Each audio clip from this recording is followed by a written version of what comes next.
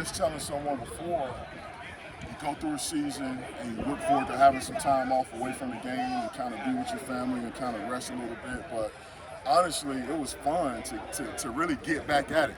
Get back in the meeting room and have meetings and watch ball and coach ball and everything like that. So that's the first benefit. You get a chance to get back around the game, and I mean that's a blessing within itself. I would say secondly, from all of us as assistant coaches, we're being evaluated right now the same as the players are being evaluated. So we need to be able to put our best foot forward. I told the guys in the meetings, that they'll get our best effort because it's job interviews for everybody at this point. So I would think from a coaching standpoint, that's the biggest benefit. Being a coordinator, something you kind of have had on your mind for a while? Well, I would say yes. I'm a step-by-step guy, so 20-plus years of college experience. I've had opportunities to be a coordinator, Division III level, FCS level. It's still the organization. It's still building the work week. It's still how do you build a play call. And, making a transition to the NFL and learning the game, getting a better handle on the NFL game and the differences in year two. My talent to be a coordinator and lead men is still there, whether I lead the secondary, which is about 16 guys or so, or whether I lead a side of the defense. My talent, is still there. God bless me with that ability. And it's just a maturation process, from a professional standpoint. Anything stand out to you so far? What's that? Just any player, any particular? One thing stood out to me. We got the ball out. Now, I don't know who did it because I was kind of big vision. All I know is it was a run play, it was an edge play, and we got the ball out, and that's the way we live in Pittsburgh. We're going to try to get the ball out. That's the way you got to live in defense, period, in today's game. So I was excited about that. So we'll go back and watch the film and find out who exactly got that ball out. I was talking to Marvin Overshaw. He literally said that same thing. You guys hyping up the interceptions, hyping up getting the ball out. You're really hands-on. You got to take the ball away. I mean, the game is, listen, my last year playing was in '98. The game is so different now. These offenses in our division alone, Joe Burrow, Deshaun Watson.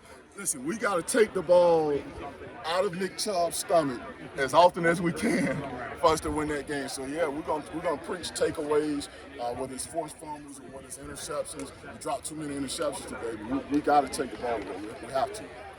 Obviously, you're trying to coach and you're trying to show that you can coach. Do you try to do some look with an evaluation eye at some guys too and be like, oh, I'd maybe like to have him, or oh, that guy impressed me? Do you try to do both? Well, I think Mike T is fond of me.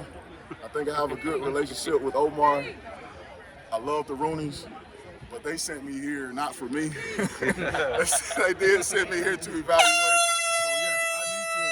I need to showcase my talents. I need to coach, but I need to evaluate too. So it's a twofold job assignment for me. You're looking for what are you looking for to make some of the Steelers better? What are some of the attributes you feel like are essential for the ultimate team? The first thing we have to be able to do again in our division, we have to tackle. Cleveland is going to make you tackle. Baltimore is going to make you tackle. You got to tackle Mixon. You got to tackle all of those guys. So it's not just a cover situation in our defense, in our division. You have to be tough enough. You have to be a willing tackler. If you put on film that you won't tackle, it's going to be hard for you to play. So in addition to coverage, in addition to press coverage, in addition to being able to catch the football, you have to be a complete player really to fit what we need. What's the best way you can evaluate how well these guys can tackle? Because the live only happens so much here. Right. So how can you best evaluate that in person without just relying on tape? Right. Well, really, you can rely on tape because they're either going to tackle or they're not. They'll have opportunities to tackle, and they'll either do it or they won't, and that's the evaluation. They'll either cringe or they won't. Now here in person, like you said, we're not tackling, but you can still, your approach says a lot about how you feel about the job that you have to do, if that makes sense. It sounds like versatility. That's exactly what you're getting. I don't know if it's versatile. I think that's a narrative that's been created. I don't think it's versatility. Tackling is a part of what we still play defense. But I mean, just tackling is a part of what we have to do. I don't look at it that way, and I may just be a robot, But again, it's got the speed that can tackle, covering the box, just size. I would say versatility is being able to go inside and outside. That's when I would use the word versatility. I mean, tackling is just a part of my job description. It's only been one day, only one practice, but what's the level of talent that you're seeing here just across the board? Great talent. They did an exceptional job.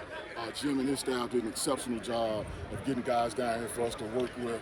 And I think the talent is great, and I'm just excited to spend the rest of the week with these guys.